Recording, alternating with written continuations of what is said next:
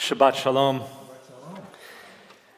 I'd like to reflect for a few minutes this evening on this week's Torah portion, the second portion in the book of Leviticus, which, as Gabriel and Alexander know, is called Tzav, and what opportunities for reflection this portion might offer us on the idea of a commandment in the Jewish tradition, and especially on the idea of a commandment for us as Reform Jews. So I'm going to begin with the opening words of this week's parasha. Vaydaber Adonai el Moshe lemor, the Eternal spoke to Moses as follows, Tzav et Aharon ve'et banav lemor, zot Torat ha'olah. Tzav, command, as an imperative verb. Command Aaron and his sons, Zot Torat ha'olah. This is the law or the instruction pertaining to burnt offerings. Tzav, an imperative verb that is also at the root of the word mitzvah. I know they don't sound exactly alike. You have to hear the consonants and not the vowels. You also have to chop off the mem at the beginning of mitzvah and the hey at the end, and you're left with tzadi vav. Tzav. A mitzvah, by the way, is therefore not just a good deed, it is an obligation, a commandment. Now, why should we pay attention to this tiny little word? Well, normally when the Torah has God commanding Moses to convey some law, precept, or teaching to the Israelites, the word used is vaydaber, which means to speak. God says to Moses, tell the people. This verse is therefore unusual because it uses a stronger verb, tzav. And the rabbis paid attention to this. Here's a little executive summary of some of the most prominent rabbinic commentaries on this verse, and specifically on why we use this word here.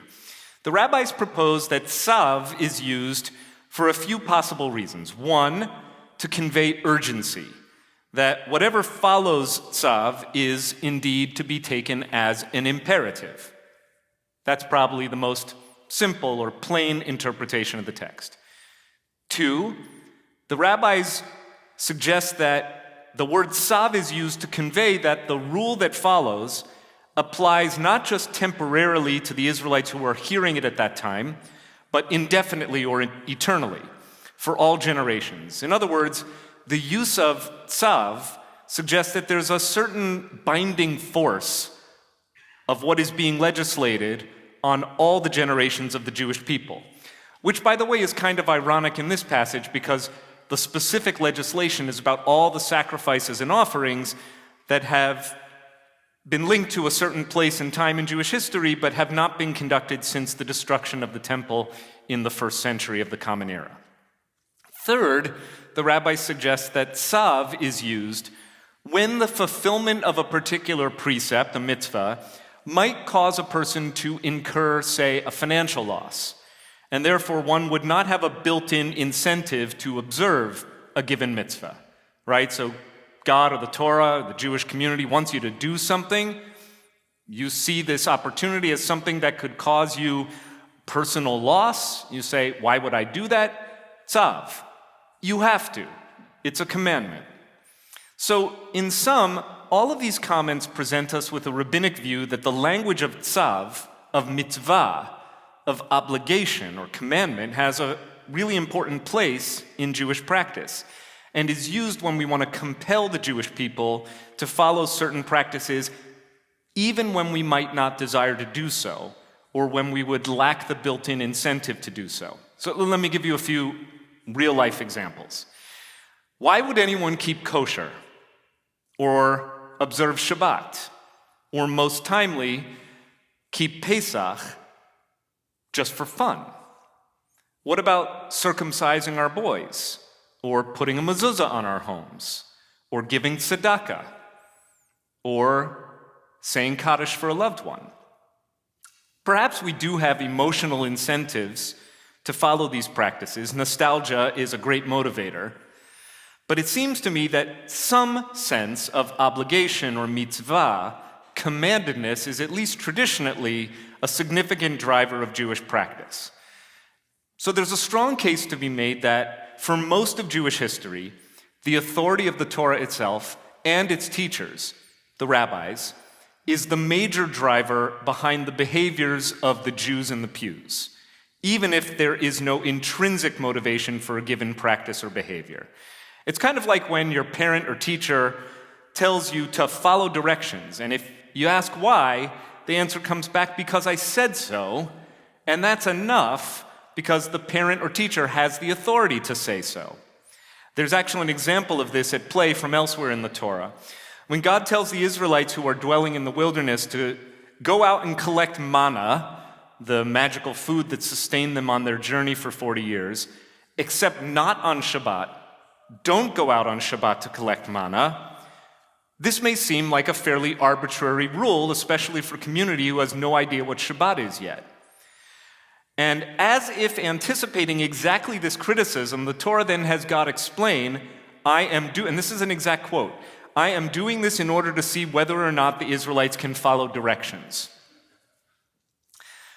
But that was then and this is now, and we no longer live in a world where Jews, especially where we non-Orthodox Jews, can be expected to just follow directions or observe mitzvot because God or the Torah, or least of all the rabbi, says so. This past week I attended a conference at the not very scenic Hilton O'Hare Hotel, where about 20 Reform rabbis gathered in Chicago with the senior leadership of the Hebrew Union College Jewish Institute of Religion, our training ground for Reform Jewish professionals, to discuss the future of Reform Judaism generally and the Reform rabbinate specifically. What skills, what learning, what experiences, we asked, will the rabbi of the future need in order to serve a non-Orthodox Jewish community at a time of unprecedented and accelerating change in everything from how we transmit information, to how marriage and family are structured, even to what defines a human being in an age of rapidly advancing artificial intelligence and bioengineering. There in Chicago, we interacted for 2 days with Rabbi Dr. Danny Schiff, who is the scholar in residence of the Jewish Federation of Pittsburgh, and who has just published a brilliant, provocative, and important book called Judaism in a Digital Age. Among many subjects of interest that Schiff takes up in the book, he points out especially that the authority of Jewish tradition is waning as autonomous choice occupies an ever more prominent role in how we Jewish people structure our lives. Now, instead of God, Torah, and Jewish authorities like cantors and rabbis determining the content and the character of Jewish life, Schiff tells us that the customers are telling the authorities what product they want the authorities to produce. The authorities are no longer in charge of determining the parameters of the available choices as they once were.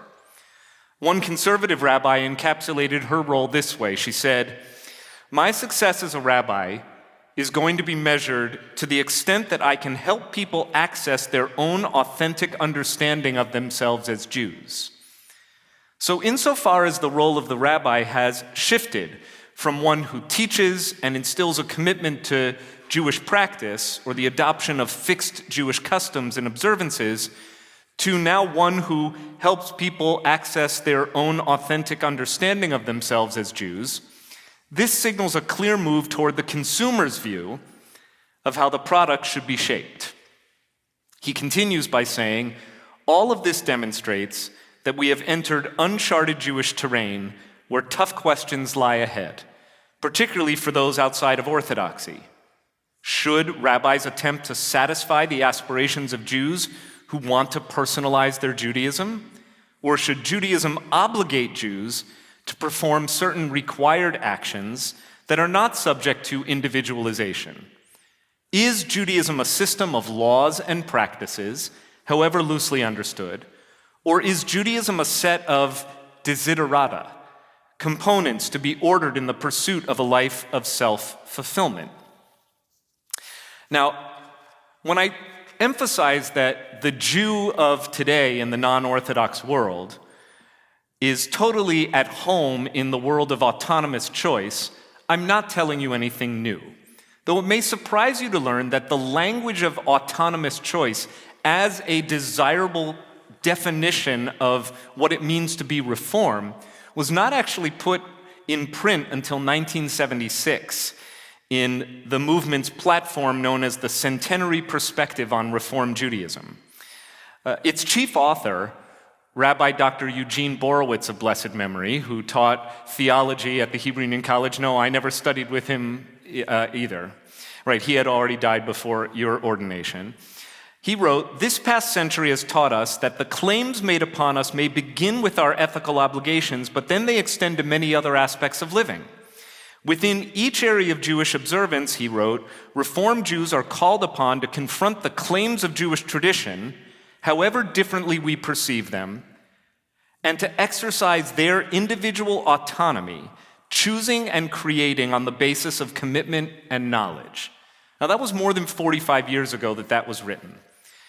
My friend, Rabbi Jeff Salkin, who is coming to WRT as a rabbi in residence at the end of this month, so mark your calendars for Wednesday, April 26th through that Shabbat.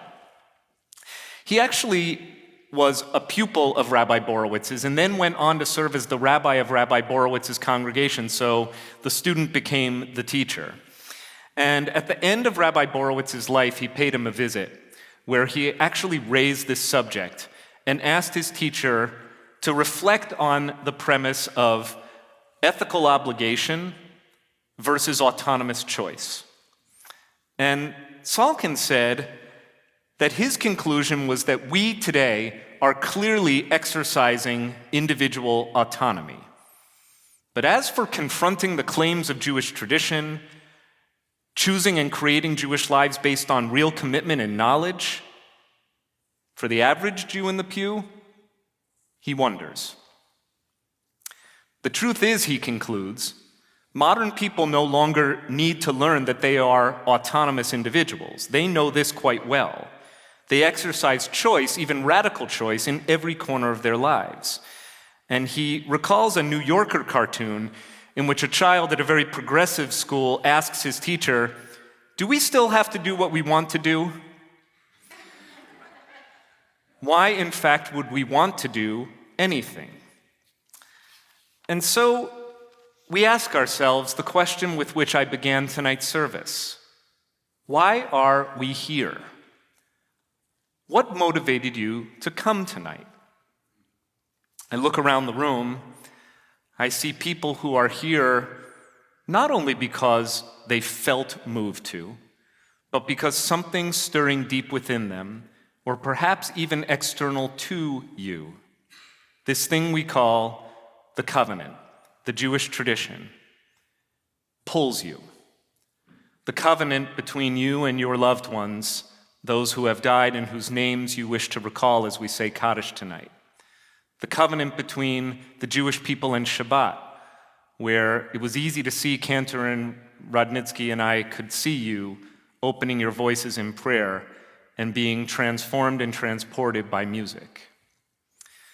Maybe you're here because you feel the need to pray for the souls of those poor children and their teachers who were murdered in Nashville this week, or for their family members, friends, and teachers who are grieving them.